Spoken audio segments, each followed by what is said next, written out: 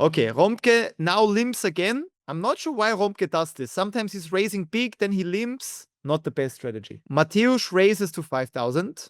Umut. Oh, wow. What does he do? Pocket rockets he has. 13k. Those are the small things. He just burned 1,600 chips, which in this game is a lot because the structure is so fast. That's why limping with a bad hand is not the best. And also in that game, Umut was a little bit of a weaker player. If a weak player, it's like a 4-bet. It was limp, 3-bet, 4-bet. I would be careful because I don't think, to be honest, that Umut knows about ace-5 suited as a bluff, ace-4 suited as a bluff. So that's why I'm always saying context matters the most. You want to understand, is that player possible of having bluffs? And if he has no bluffs, which hands do you 4-bet with? Aces, kings, ace, king. Maybe ace, queen suited. But I think from Umut's perspective, it's just like, okay, I just want to get more money in. I don't think he has bluffs. Even if it's a free bet or whatever you call it, 3-bet, 4-bet, if he doesn't have bluffs, you know the range. So this is an exploitative fault for me. Again, you have a weak player. I think even Umut said this on the table. He says, I'm just playing for fun. I'm just playing from time to time. At best, he's flipping. So from Umut's perspective, he has 0 bluffs. 0. If I ask him which bluffs you have,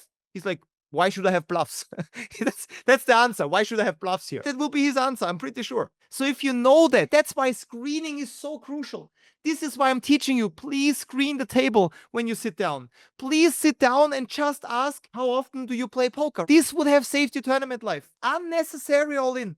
Really. This is so unnecessary. This is why your win rate drops tremendously. A person who is a fun player 3-bets you or 4-bets you with aces and you jam into him with 8s, he has 0 bluffs. Breaks my heart. Breaks my heart to see this. This is never plus CV. But now you understand why screening is important. Let me show you one thing. If you just think about now, Karim, what exactly is screening? Can you maybe tell me how should I screen? What the hell is going on? You go here, second page, you go on recordings, you scroll down, look at this, how to screen, advanced. You click here, you have even the timestamps. You look at this person here. This was the guy I was referring to. I was screening this guy and literally show you how to do it step by step. Super important stuff here. That's how you learn it. But let's continue. You see how many chips this would have saved you? Wow. Wow. Wins. And wins. But that's just luck. That's gambling and that's luck. Call was bad with the context. No screening. What do you want to do? That's just how it is. Next hand. Okay. 3,200 the race. Umut calls. He would be a big chip leader if he would have won this hand. Didier calls from the big blind. Oh. All right. Check.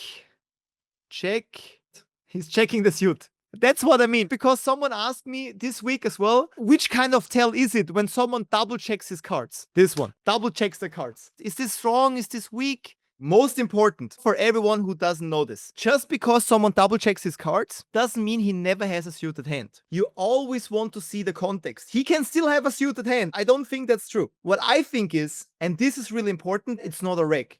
And that's the most important thing. Because a professional poker player remembers the cards and remembers the suits. Because we also have some players who play lower limits. This is how you start. You have to remember the cards and the suits. That's level 1 of live poker. If you cannot even remember your hand, either you have low focus, you're tired as fuck and you should take a day off, or you're just an unprofessional poker player. Not professional, that's just how it is. Now, again, context matters the most. The context is Umut is a fun player. He doesn't care if he remembers the hand. He could have like ace check in clubs, has the monster, the best flush you can have. I'm pretty sure he would still double check the cards. He's just a fun player. In his mind, he's thinking, oh, I'm a little bit hungry today. What should I eat later? Oh yeah, and I was traveling here today to Bratislava. It was nice. Yeah, it was really nice. He's just thinking about other things. He's not in the coaching. He's a fun player. Don't think just because someone double checks the hand, he can never have a flush. This will get you into big trouble. What I'm saying is context matters the most. Double checking the cards means, for example, he doesn't remember the hand.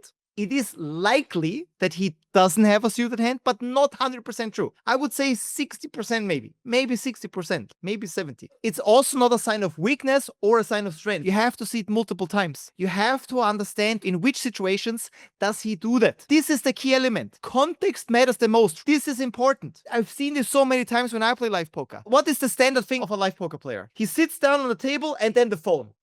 phone like this. He's not even remembering. He can look at the cards and closes the hand and forgets about it. Don't give people so much credit. Don't give them so much credit. Say they never have a suited hand or they always have a suited hand or whatever. With TikTok, Instagram Reels, and so on, people have such a low attention span. Really, they forget it 3 seconds later, especially fun players. They have zero concentration, zero. Don't give them too much credibility.